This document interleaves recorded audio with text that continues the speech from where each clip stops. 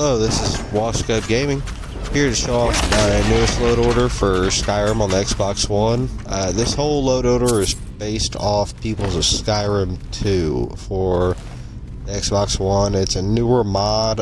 It's been out on Nexus for a while, I think, but it's been ported over finally, and I've tried to keep a minimal mod list, just because I know the first people at Skyrim, I heard a lot of complaints, that's why I never really tried it, I had a lot of people tell me that it was buggy and stuff like that, and that it crashed a lot. So when people of Skyrim 2 came out, everything said it was a lot more, I guess, steadier, stable, so I decided to give it a shot.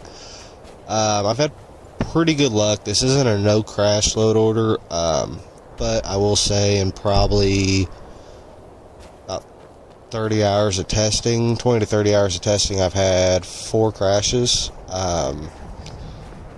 and it's usually had something to do with a people of Skyrim 2 area or something that it changed in that. So like Iverstead, they add a nice bridge. It adds a lot to the game, and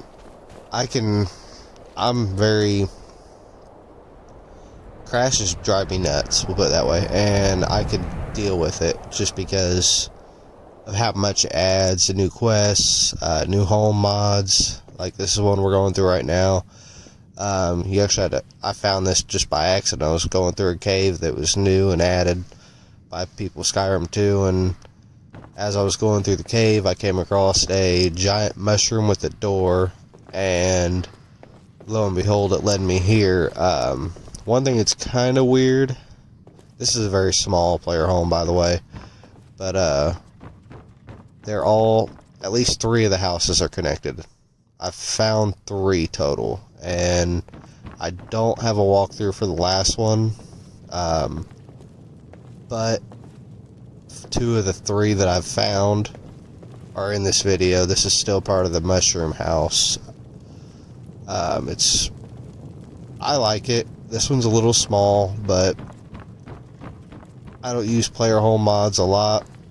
I feel like this would be a good one just because it's not that big, but it still has most stuff that you'll need. Most of the room is activatable. You can do stuff with. Stuff on the table you can't, but you see the pathway key leads you to this house. It's the key to this. The path to home, I believe, is what this one was called. This one's Deva's outpost, or Deva's hideaway. As you can see, it's got your Smith Forge. I really like this one. It's got a map, a lot of mannequins for all your different armors that you could acquire throughout the game.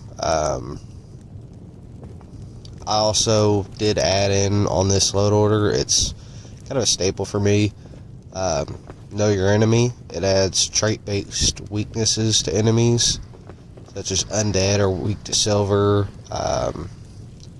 Some weapons are more effective against certain armors, like arrows are almost useless against skeletons, which is about as realistic as I would think it could get. I mean, with weapons, they don't have much to pierce with an arrow, but as you can see, you could hang weapons up.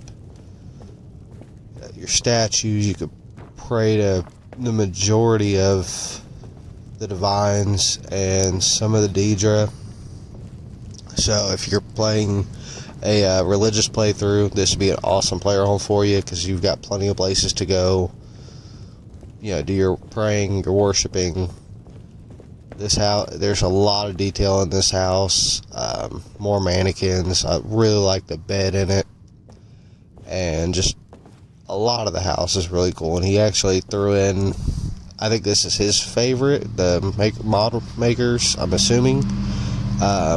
One of the books is like a thank you letter to people that supported the mod, gave to him on Patreon, which is really cool. And it's nice that he added that in. He thanks everybody for trying it. and this is just kind of the backstory of the house, of this house. It's kind of cool, but to kind of sum it up, the original owner of the house found out that Ulfric was working for the Thalmor, and he confronted Ulfric about it, and so Ulfric kind of sent the Stormcloaks to kill him and his family, and he built this as a hideaway to get away from him. And outside of the house, actually, the entrance is hidden in a burned down house right outside of Windhelm, and there's some bodies that you can find of a little boy, and a woman, but I couldn't find the man's body, so he might be out in the world somewhere, and I just haven't come across him. Not really sure. It's kind of thrown. I thought it was kind of neat. You could sit by the fire. Had a good role-playing perspective you could do. But all in all, I really like this player home mod. But as you can see, this is my current load order.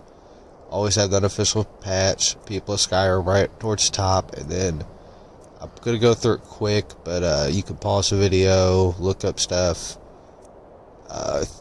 Most of the stuff is pretty standard. I try to keep mods that I know work good together in my load orders, just because it keeps it more steady and it gives you less issues. So a lot of these are same ones I've used before.